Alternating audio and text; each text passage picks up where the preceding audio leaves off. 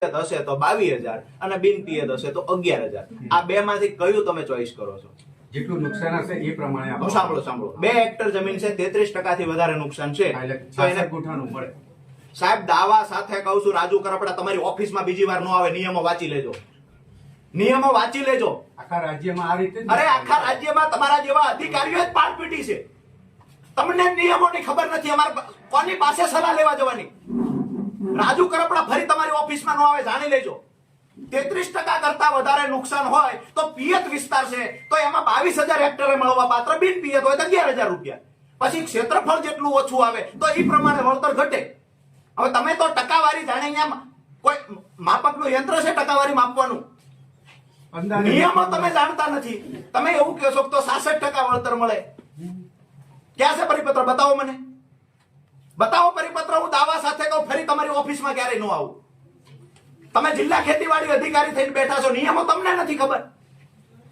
એક દિવસ તમે કહો છો સરપંચને ભેગા રાખવાના છે, કમિટીના સભ્ય છે, આવું તમે બોલેલા. આજે તમે એવું કહો છો સરપંચને સાથે ખાલી રાખવાની વાત હતી, કમિટી નહોતા. તમારા ગામનો તલાટી સાથે હતો સર્વે સમયે? તમારા ગામનો તલાટી સાથે? ભાઈ કોઈનો તલાટી સાથે હતો?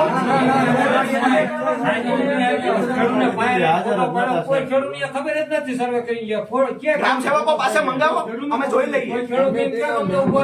હા ઉલ્લુ બનાવવા સાહેબ. અમે મંજીરા નથી વગાડતા, અમે ખેડૂતો માટે લડવા આવ્યા છીએ ને, મંજીરા વગાડવા નથી આવ્યા છે. પરિપત્ર બતાવો તમે તમતારે. મંગાવી લો ભાઈ પરિપત્ર.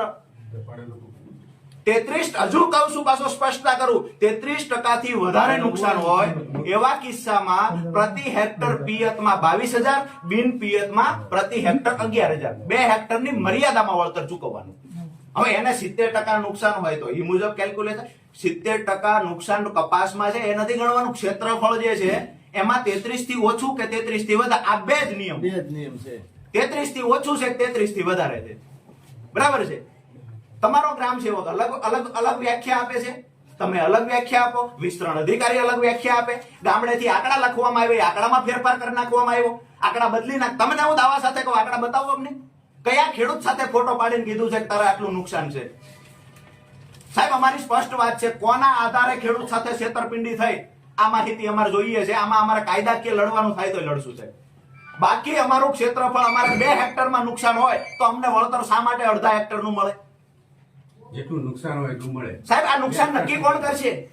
નુકસાન નક્કી કોણ કરશે? એટલે ગામમાં ગયા તો સરપંચ. તમારા ખેતરે નુકસાન કેટલા ટકા તમને કહ્યું તું? ના, એ તો ઉપર